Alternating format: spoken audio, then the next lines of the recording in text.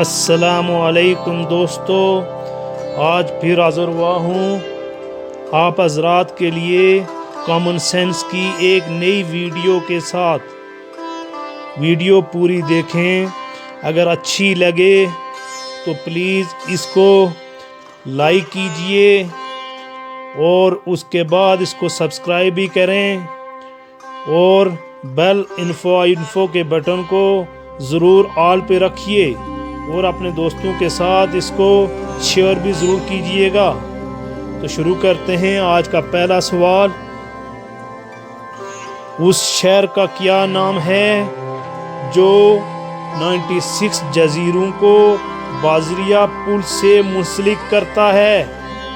تو آپ کے پاس 5 سیکنڈ کا وقت ہے، پلیز سوچئے، سوچنے کے بعد اس کا جواب کمنٹس میں ضرور دیجئے گا۔ تو اس کا جواب ہے ایمسٹرڈیم۔ تو اس کے بعد آگے چلتے ہیں اور اپنے کوسچن نمبر 2 کی طرف کہ ہمارا آج کا سوال نمبر 2 کیا ہے؟ کس مسلمان سائنسدان نے سب سے پہلے فوٹوگرافی کا اصول بتایا تھا؟ تو آپ کے پاس 5 سیکنڈ کا وقت ہے، سوچئے اور کمنٹس میں اس کا جواب ضرور لکھیے گا۔ تو اس کا جواب ہے ایک مسلمان سائنسدان ابن الحشیم۔ تو انشاءاللہ آپ کو میری ویڈیو پسند آئی ہوگی۔ تو اس کے بعد چلتے ہیں اپنے کوسچن نمبر 3 کی طرف کہ ہمارا آج کا 3 نمبر کوسچن کیا ہے؟ وہ کون سا جاندار ہے جس کے 3 دل ہوتے ہیں؟ تو اس کا جواب اگر آپ کو نہیں آتا تو ویڈیو روک کر بھی اس کا جواب لکھ سکتے ہیں۔